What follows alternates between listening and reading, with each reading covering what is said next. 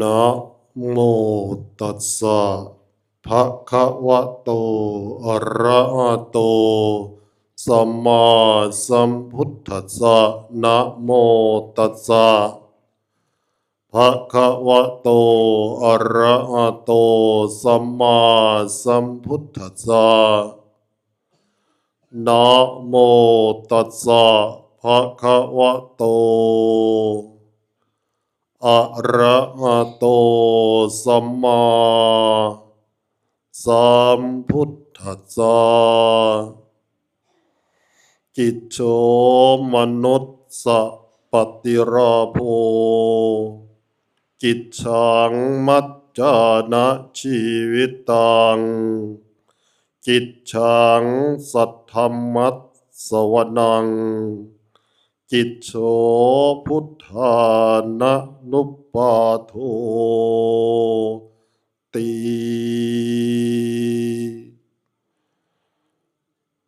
ณโอกาสต่อไปนี้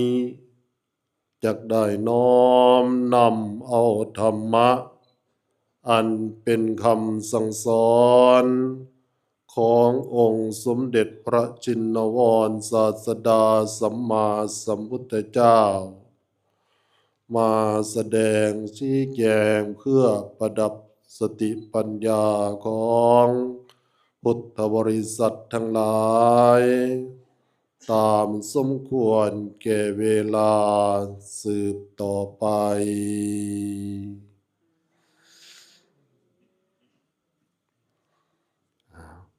เอามือลงนั่งฟังแบบสบายสบายเนาะมื้อนี้ก่อนอื่นก็ขออนุโมทนาได้นำจิตนำใจสายทานศรัทธาโดยเฉพาะท่านพระครูภาวนาวิสุทธิวงศ์เป็นเจ้าอาวาสวัดศรีบุญเรืองเป็นเจ้าคณะตำบลหาดแพงได้เป็นผู้ดำเนินงานในงานบุญในครั้งนี้ก็ได้รับความเมตตาจากพระเดชพระคุณหลวงตาพระครูภาวนาจิตจาธรคณะสงฆ์วัดบ้านเกาบอจากกรุงอัตตพานได้มาเป็นผู้เป็นแม่งานเป็นผู้นำพาประพฤติปฏิบัติอันนี้ถือว่าเป็นบุญเป็นกุศลของพวกเขาทั้งหลายในช่วงนี้นะจากนี้ไปจนถึงวันที่11เป็นบุญประเพณีเข้ากรรมหรือบุญปริวาสกรรมที่วัดศรีบุญเรืองบ้านหาดแพงพี่น้องบ้านหาดแพงเฮาก็ได้ร่วมกันประพฤติปฏิบัติมาจักปีก่อนเมื่อคืนนี่เพิ่นเว้า29ปีแม่นบ่29ปีผ่านเลยปีที่29นี่29ปีนี่แม่นบ่โอ้บ่แม่นน้อยๆเนาะ29ปีเพิ่นเว้าเมื่อคืนนะเพิ่นอ่านรายงานเมื่อคืนนี่ก็แสดงว่าตั้งแต่พศใด41บ่41หรือ40จนลืมข้าวเนาะตั้งแต่40พุ่นน่ะปีนี้ก็69 29ปีปฏิรูปกับปีที่20นะปีที่20ตั้งแต่5069ปีที่20พอดีปี69เนี่ยถึงปีที่20พอเริ่มปี50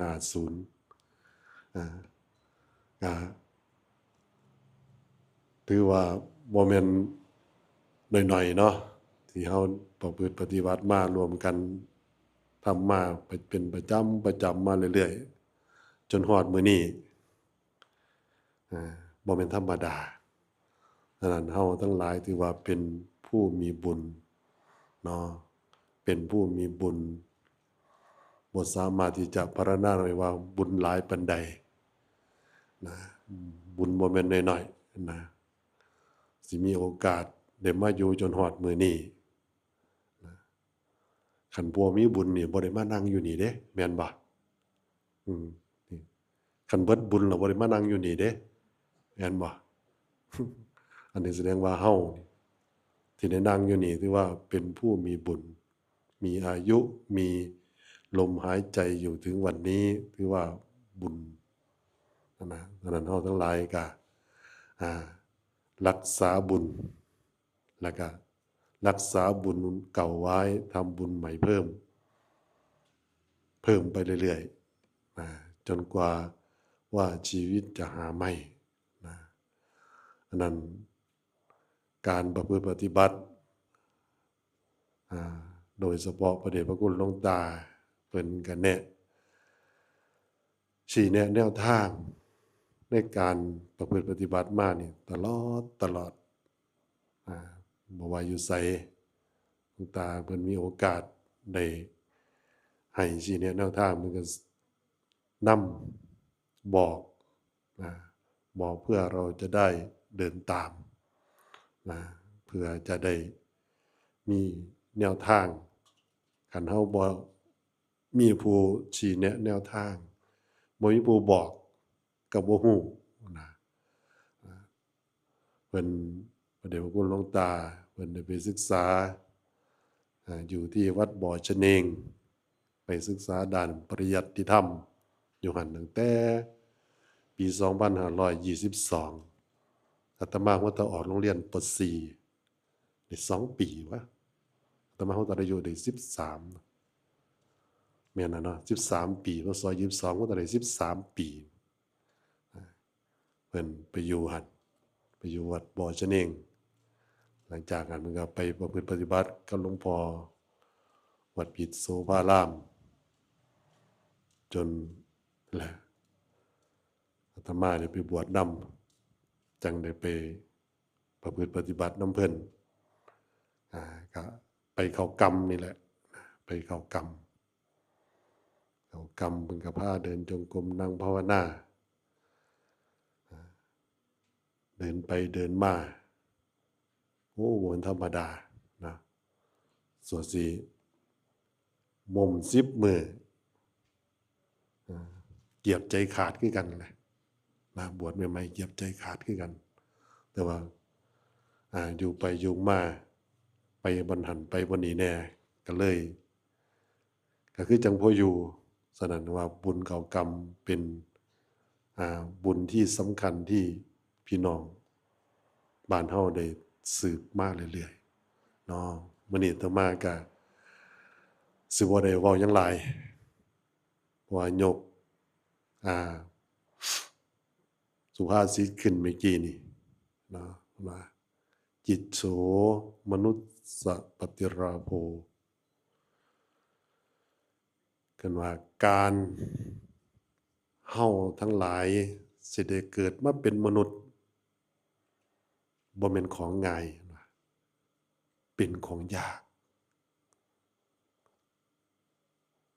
กส่ำใดจักยากบ่ยากแหละเนาะซุมื้อนี้แฮ่งยากได้แม่นบ่ซุมื้อนี้แฮ่งยากแต่ก่อนนี่เพิ่นยังมีอย่างน้อยๆยัง4 คน5 คน6 คนผู้ลางคน10เพิ่นก็มีแม่นบ่ต่ำๆก็5 6 4ขึ้นไปแม่นบ่ซุมื้อนี้2บางคนก็ผู้เดียวบางคนว่าบ่เอาซ้ำเห็นบ่แต่ว่าเขาเจ้า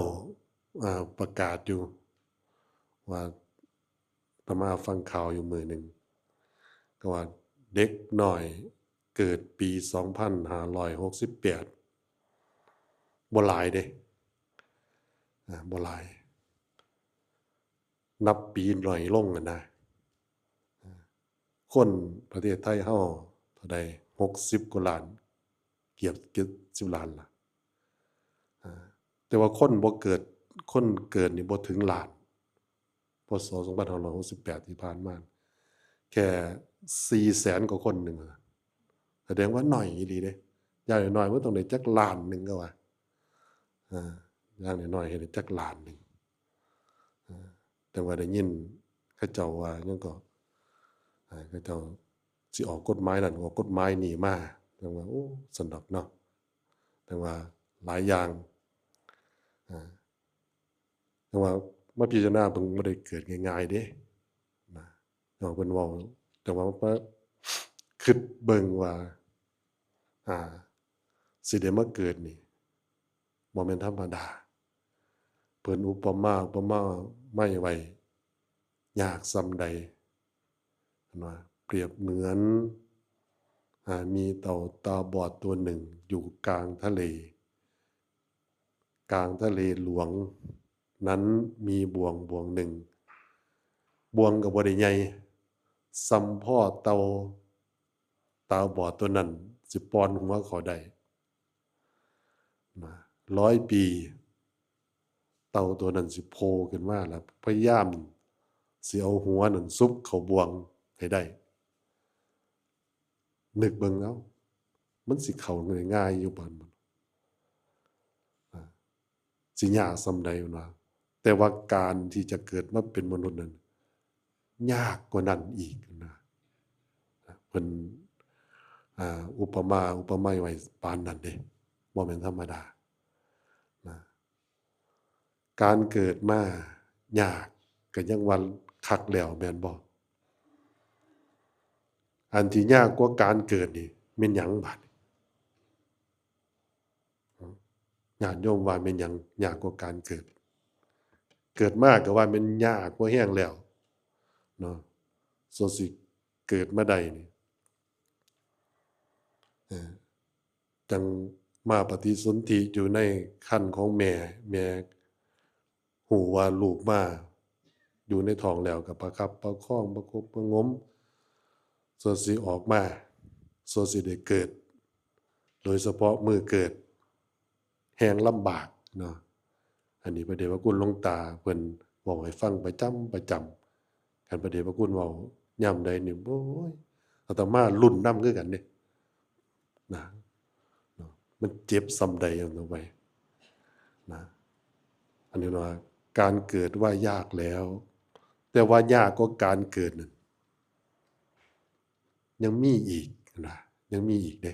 ยากกว่าการเกิดนี่คือข้อที่2นี่เห็นว่าจิตสังมัจจานะชีวิตตังการที่รักษาชีวิตให้มันอยู่แบบสบายนะเกิดขึ้นมาแล้วจะประงบประหงมรักษาอัตภาพร่างกายตั้งแต่พื้นเท่าหอดปลายผมจากปลายผมหอดพื้นเท่าอยากให้มันอยู่ดีสบายบ่ให้มันลำบากยากกว่าการเกิดแม่นบ่เนาะญาติโยมสิเข้าใจดีดอกว่ามันยากส่ำใดแต่ละมื้อแต่ละเว้นนี่คำบ่ได้ยืนขึ้นบ่ได้อยู่โดยเฉพาะพี่น้องผู้มีสวนยางเห็นบ่กลางคืนก็บ่ได้อยู่ตื่นตั้งแต่6 ทุ่มตีหนึ่งไปกรีดยางเป็นหยังคือเฮ็ดคักปานนั้นแหละเพื่อจะเอามาเพื่อจะได้ทรัพย์ไปทำงานไปกรีดยางเพื่อจะได้เอายางนั้นไปขายได้เงินมาได้เงินมาแล้วเอามาหยังเอามาเลี้ยงร่างกายเห็นนะขั้นแรกก็ต้องไปซื้ออาหารก็แบ่งส่วนซื้ออาหารมาเลี้ยงกายประจำชีวิตไปแต่ละมื้อแล้วก็แบ่งไว้ตัดสร้างที่อยู่อาศัยซื้อเครื่องนุ่งห่มเห็นบ่เครื่องประดับประดาอีกส่วนหนึ่งก็แบ่งไว้เพื่อจะ รักษายามมันเกิด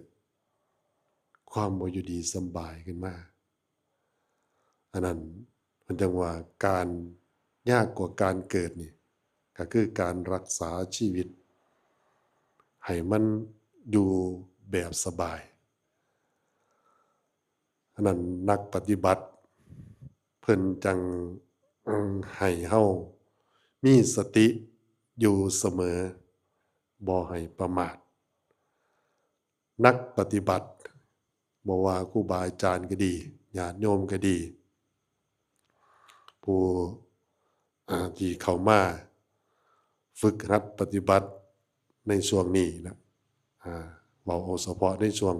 10มื้อนี่นะเพิ่นจังให้เฮาทั้งหลายอย่าได้ประมาทให้เฮาทำความรู้สึกว่าเดี๋ยวนี้ขณะนี้เรา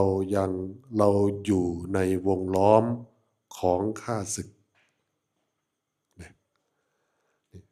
นักปฏิบัติต้องทำใจไว้แนวนั้นต้องทำความรู้สึกว่าขณะนี้เดี๋ยวนี้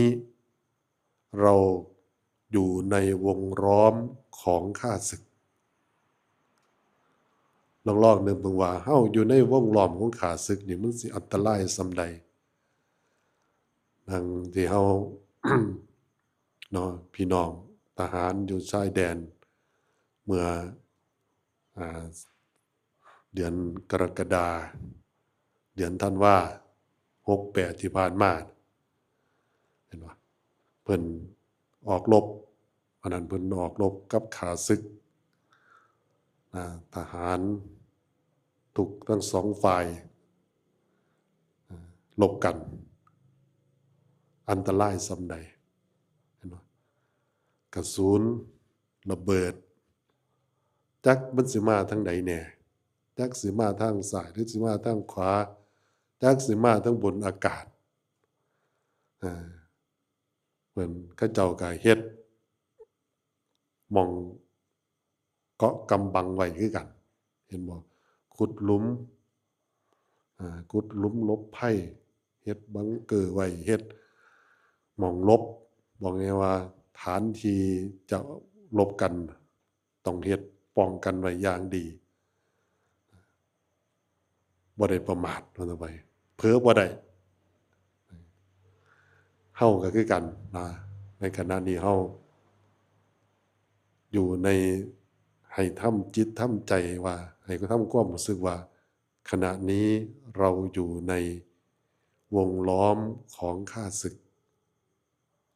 ศัตรูที่จะเข้ามาทำร้ายเรานั้นมาทุกทิศทุกทางเนี่ยมาทุกทิศทุกทางทางซ้ายก็มาทางขวาก็มาทางหน้าก็มาทางหลังก็มาทางบนก็มาเฮ็ดจังใดล่ะนะเพิ่นจังให้มีสตินะโดยเฉพาะนักปฏิบัตินี่มันสิขาซึกสิสอบแล้วทดลองนี่สิมาทดลองเพิ่นสิมาทดลองทางที่เขามานี่ หลายทางเนาะทางใดแน่ทางที่เขามานี่มี6ทางทางที่ข้าศึกจะเข้ามาลบกับนักปฏิบัติคือทางตาเห็นบ่สิมาทางตามาทางหูมาทางจมูกมาทางลิ้นมาทางกายมาทางใจนะมีทางที่ข้าศึกจะโจมตีเข้ามามีทาง6ทางมีปองประตูไว้6ปองที่เขาเจ้าจะเข้ามาโจมตีเฮาเฮ็ดจังใดล่ะจังสิป้องกันไว้ได้นักปฏิบัติเพิ่นจังให้มีสตินะให้มีสติที่พระเดชพระคุณหลวงตาเพิ่นสิย้ำประจำเห็นไหมให้มีสติทางตา มันสิเข้ามาในรูปแบบใดแน่เมื่อตาเห็นรูปเราจะทำอย่างไรจิตใจของเราจึงจะไม่กระเพื่อมสมมติว่ามันเห็นรูปที่ดีถ้าไม่มีสติกำหนดก็จะไปยินดีในรูปนั้นเมื่อไปยินดีแล้วจิตใจก็บ่สงบเด้ก็สิไปนึกไปเห็นนะก็สิเห็นก็สิมีความดีใจมีความบ่แง่ภาษาบ้านเฮาว่าอ่อนซ่อนนะจิตใจก็ไปแล้วถือว่าขาดศึกเข้ามาได้แล้วคันไปเห็นรูปที่เฮาบ่พอใจก็คือกันในบาดความบ่พอใจเกิดขึ้นมันเป็นจังไดเพื่อๆก็ทำให้โกรธกันเครียดให้กันคันมันรุนแรงแน่ก็เกิดความซังพุ่นเด้เห็นบ่ข้าศึกมันเข้ามาเกิดความซังเอาไปเอามาบ่เว้านำกันเลยอยู่ใกล้ๆกันก็บ่เหลียวเบิ่งกันเลยย่างไกลกันก็บ่เว้านำพุ่นบ่ธรรมดาเด้อันนั้นนักปฏิบัติเพิ่นจังให้เฮาอาวุธที่สำคัญก็คือสตินะเป็นอาวุธที่สำคัญเพิ่นจังให้มีสติตาเห็นรูปกำหนดที่ตาไม่ให้ส่งจิตไปหารูปกำหนดลงที่ตาเห็นหนอมันงามเฮาก็ฮู้ว่ามันงามอยู่มันบ่ดีเฮาก็ฮู้ว่ามันบ่ดีนะแต่ว่ากำหนดลงที่ตานี่เห็นหนอก็เบิ่งใจเฮามันเป็นจังใดมาทางหูก็คือกันมาทางจมูกก็คือกันกระทบทางลิ้นก็คือกันเนาะโดยเฉพาะเวลาฉันอาหารเวลารับประทานอาหารทางกายที่มันเข้ามากระทบเย็นร้อนอ่อนแข็ง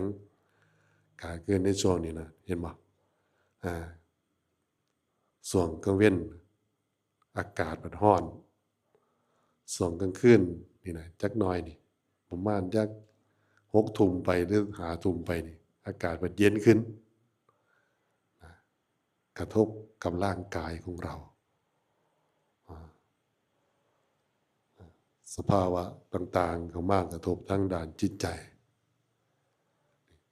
อันนั้นเป็นจังเปรียบไว้ว่าอัตภาพร่างกายของเรานี่นักปฏิบัติให้ปิดหูปิดตาปิดจมูกปิดปากให้ปิดเป็นว่าในส่วนที่เขาอยู่ในเวลาที่ครูบาอาจารย์ผ้าเดินผ้าดังอันนี้คือขณะที่เราฝึกเราต้องทำตามที่เพิ่นแนะนำทำตามที่เพิ่นผ้าประพฤติปฏิบัติคือเขาฝึกเอาให้มันได้ในขณะนี้ก็ถือว่าเราฝึกอยู่ในขันเปรียบเทียบกับทหารคือว่าเขาฝึกอยู่ในค่ายยังบ่แม่นท่านได้ออกรบแท้เด้บ่ได้ออกรบแท้นะเราฝึกอยู่ในค่ายนะสู้ว่าเขาออกไปจากนี่นะออกจากภาคปฏิบัติไปเลยแห้งสิคักกว่านี้นะจักเป็นอีหยังล่ะสิเข้ามาทางตาทางหูทางจมูกทางลิ้นทางกายทางใจของเราอันนั้นเฮาทั้งหลายพี่น้องทุกคนว่าเราได้อัตภาพร่างกายมาโดยยาก ยากก็จริงอยู่แต่ว่าขณะนี้เดี๋ยวนี้เราได้มาแล้วเราได้มาแล้ว ได้มาแล้วเราจะรักษาอัตภาพร่างกายของเรานี้ให้มันอยู่ในโลกนี้ก็ยิ่งยากถึงเป็นยากมาได้ก็ตามให้ญาติพี่น้องครูบาอาจารย์ทุกรูปทุกด้านก็ให้ดีใจล้นว่าถึงว่าอัตภาพร่างกายเราจะรักษามันยากเท่าไหร่ก็ตามแต่ว่าเดี๋ยวนี้ขณะนี้เรายังมีลมหายใจอยู่เรายังมีลมหายใจอยู่เฮาเฮ็ดจังใดเราจะรักษาอัตภาพร่างกายที่เราได้มาโดยยากนี้ให้มันเกิดคุณค่าให้มันมีราคาและก็บ่ให้มันเสียไปกับกาลเวลาโดยเปล่าประโยชน์นะว่าข้าศึกที่เข้ามาโจมตีเราทางตาทางหูทางจมูกทางลิ้นทางกายทางใจเฮ็ดจังใดเราจะป้องกันไม่ให้ศัตรูเรานั้นเข้ามาทำร้ายจิตใจของเราฉะนั้นเพิ่นจังให้มีสติเด้อเอาสติกำหนดดังที่ครูบาอาจารย์เพิ่นพาประพฤติปฏิบัตินี่ล่ะโดยเฉพาะในช่วง9 มื้อ10 มื้อเวลาเดินเพิ่นพาเฮ็ดจังใดขวาย่างหนอซ้ายย่างหนอก็เดินนำเพิ่นกำหนดนำเพิ่นกำหนดในใจเพิ่นเป็นต้นเสียงให้เฮาก็กำหนดน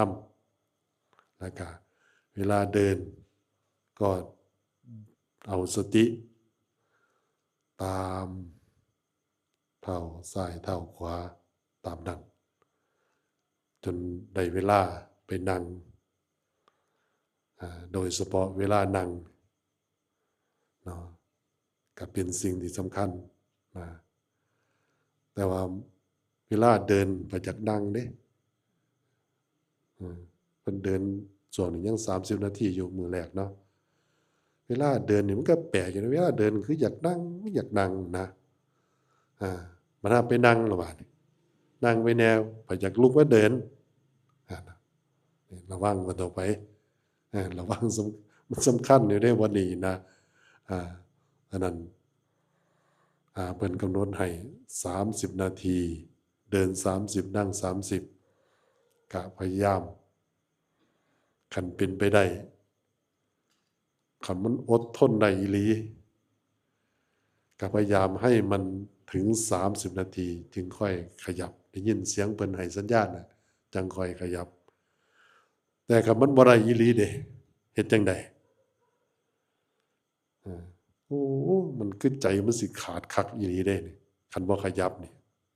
เห็นบ่ก็เอาสติกำหนดลงที่หัวใจซะก่อนอยากขยับตัวหนออยากขยับตัวหนอจังค่อยขยับออกจังสิก็ได้นะอันนี้ว่าถึงว่าเฮาทั้งหลายได้เข้ามาประพฤติปฏิบัติสู้กับศัตรูคือศัตรูภายในส่วนศัตรูภายนอกมัน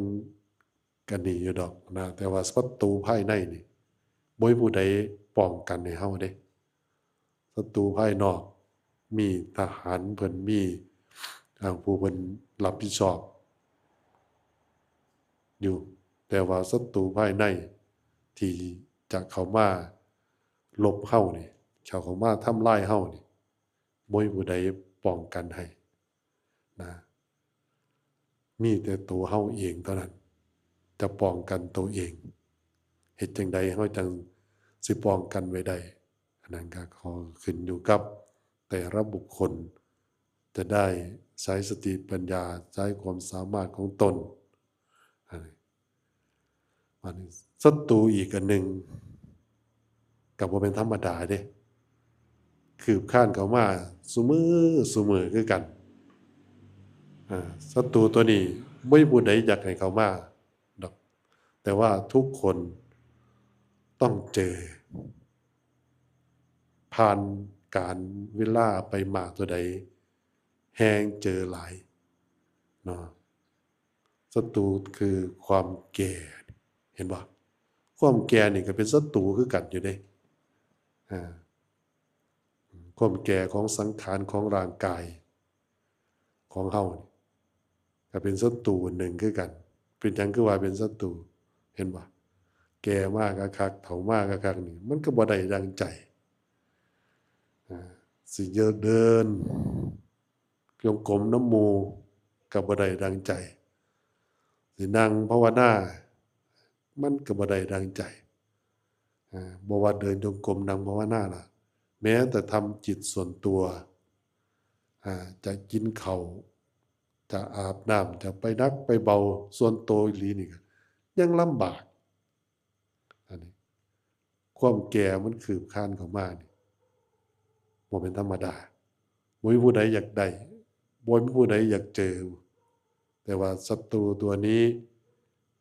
เกิดขึ้นกับทุกคนป้องกันได้บ่ได้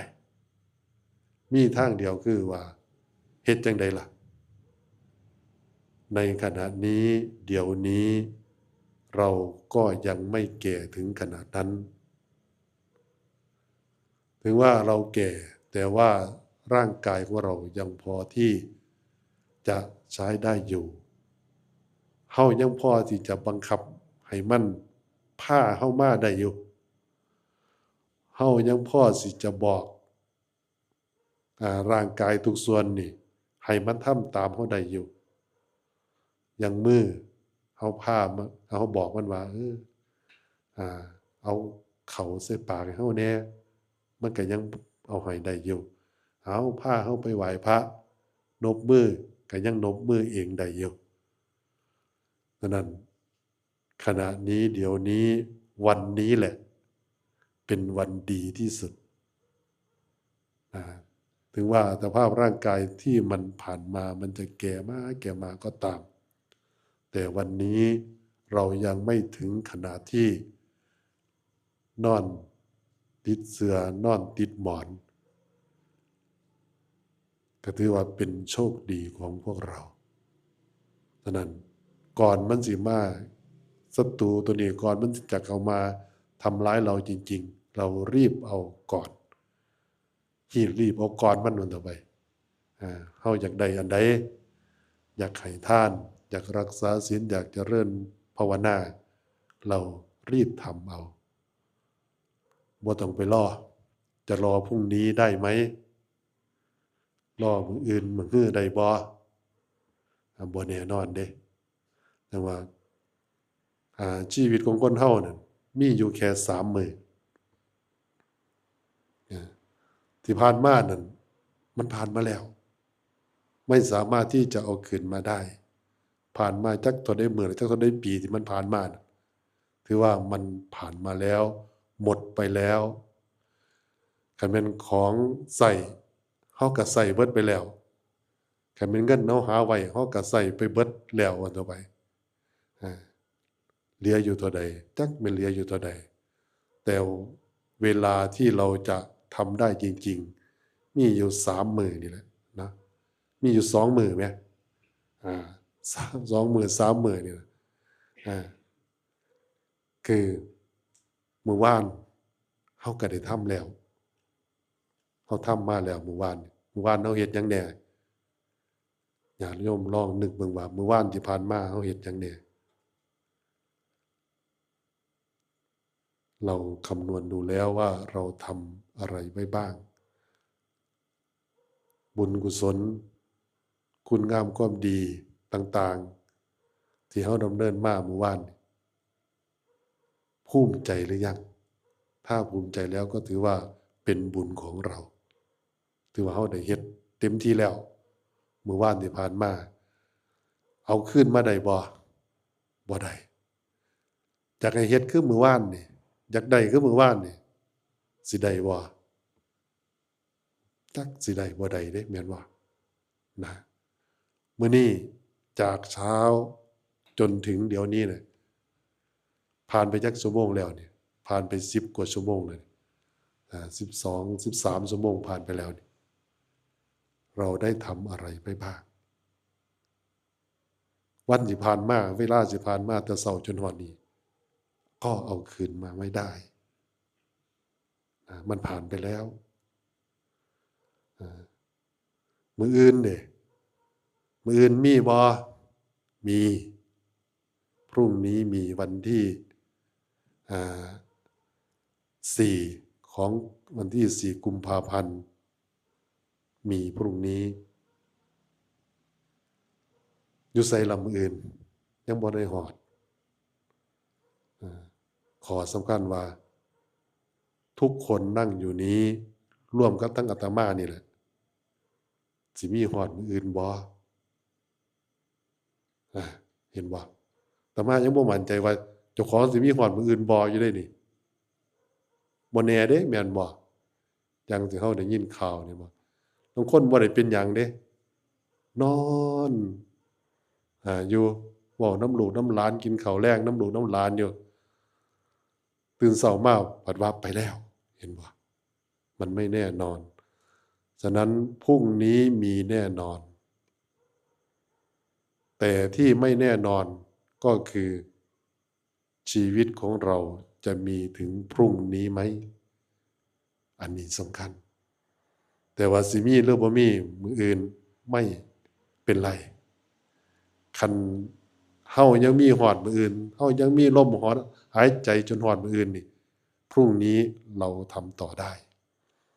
แต่วันนี้เราได้ทำดีที่สุดทุกสิ่งทุกอย่างที่ผ่านมาเฮาทำทุกอย่างแล้วภูมิใจแล้วเวลาที่ผ่านมาก็ถือว่าเราไม่ขาดทุนนะฉะนั้นเฮาทั้งหลายอย่าได้ประมาทในชีวิตนะเพราะว่าการเกิดมันก็ยากการรักษาชีวิตจะให้อยู่ไปนานๆไม่ให้มีโรคภัยไข้เจ็บเกิดขึ้นมายิ่งยากขนาดเด้บ่เป็นง่ายๆนะอย่างพี่น้องเห็นอยู่ซุมื้ออย่างพี่น้องดำเนินชีวิตอยู่ซุมื้อนี่ล่ะนะบ่เป็นธรรมดาสุดสิได้เงินมาสุดสิได้ทรัพย์มาสุดสิได้อันนั้นนี่มาเลี้ยงครอบครัวบำรุงครอบครัวสุดสิได้อยู่ได้กินสุดสิได้ตะปานนั้นญาติโยมยังแบ่งเห็นบ่ยังแบ่งมาสนับสนุนยังแบ่งมาคำจุนพุทธศาสนาอีกอันนี้บ่เป็นธรรมดานั่นเฮาทั้งหลายให้ภูมิใจว่าเราได้เกิดขึ้นมาเป็นมนุษย์แล้วก็มีอวัยวะบริบูรณ์สมบูรณ์ครบทั้ง32ประการไม่เป็นบ้าใบ้ไม่พิกลพิการถือว่าเป็นผู้มีบุญเมื่อเฮารู้จักว่าเฮามีบุญแล้วเรารักษาบุญเก่าของเราไว้ทำบุญใหม่เพิ่มเติมเข้าไปอย่างครูบาอาจารย์ญาติโยมพี่น้องเฮ็ดอยู่ซุมื้อนี่แหละนะพี่น้องผู้พอมีเวลามาเดินจงกรมภาวนาก็ได้เข้ามาผู้บ่มีเวลาหลายก็ให้การสนับสนุนเป็นผู้ดูแลทั้งความสะดวกสบายทุกคนถือว่าเป็นผู้มีส่วนแห่งบุญด้วยกันเนาะตมาภาพกล่าวมาใน2ข้อนะแต่เวลาเบิดล่ะนะเวลาเบิดมีโอกาสจังฟังเนาะข้อที่2ข้อที่3กับข้อที่4มื้อนี้กล่าวได้2ข้อคือ การที่ได้เกิดมาเป็นมนุษย์เป็นการยากการที่เราจะรักษาชีวิตของเราให้อยู่ไปแบบสะดวกสบายก็เป็นการยากถึงเวลามันยากมันได้ก็ตามก็ถือว่าเดี๋ยวนี้ปัจจุบันนี้เรามีลมหายใจอยู่สู่ต่อไปเด้อมันสิเจ็บสิปวดมันสิเมื่อยสิยั้งแหน่กะมันก็เป็นธรรมดาของอัตภาพร่างกายอดทนเอาต่อสู้เอามันเป็นจังซี่ล่ะเฮาเกิดขึ้นมาบ่มีผู้ใดอยากแก่บ่มีผู้ใดอยากเจ็บบ่มีผู้ใดอยากป่วยบ่มีผู้ใดอยากพัดพรากหรอกแต่ว่าทุกคนต้องได้ด้วยกันนะเห็นอยู่จังซี่แหละนะแต่ว่าก่อนมันสิเฒ่าก่อนมันสิแก่สราภาพก่อนมันสิเฮ็ดหยังบ่ได้เราทำเต็มที่เราทำจนสุดความสามารถของเราอันนี้ถือว่าเป็นบุญของเราฉะนั้นมื้อนี้อาตมาก็ได้กล่าวมาเนาะก็ขออนุโมทนากับญาติพี่น้องทุกคนผู้ที่ได้เข้ามาประพฤติปฏิบัติก็ดีพี่น้องผู้ให้ความสนับสนุนนำทายธรรมทายทานข้าวปลาอาหารมาถวายทุกมือก็ดีโดยเฉพาะครูบาอาจารย์ผู้มีจิตอันเสียสละทางเรื่อนเข้ามาบวชในพระพุทธศาสนาและก็มีจิตศรัทธาเข้ามาประพฤติปฏิบัติเพื่อจะรักษาธรรมะอันเป็นคำสอนขององค์ศิลสมาตุเจ้าให้อยู่คู่กับโลกไปตราบนานแสนนานก็ขออนุภาพแห่งบุญกุศลที่พวกเราทั้งหลายได้ร่วมกันบำเพ็ญมาให้ร่วมกันเป็นเดชะเป็นบารปัจจัยอำนวยอวยใจอำนวยอวยพรให้คณะครูบาอาจารย์ทุกรูปทุกนามญาติโยมพี่น้องทุกคู่ทุกคนที่ได้ร่วมกันสร้างบุญสร้างกุศลในครั้งนี้ขอให้มีแต่ความสุขความเจริญโดยอายุวันนะสุขภระปรารถนาสิ่งใดอันเป็นไปโดยชอบประกอบเลยโดยธรรมก็ขอความคิดนั้นความปรารถนานั้นจงสำเร็จดังได้รับประทานวิสัชนามาก็สมควรแก่เวลาเอวังก็มีด้วยประกาศชนี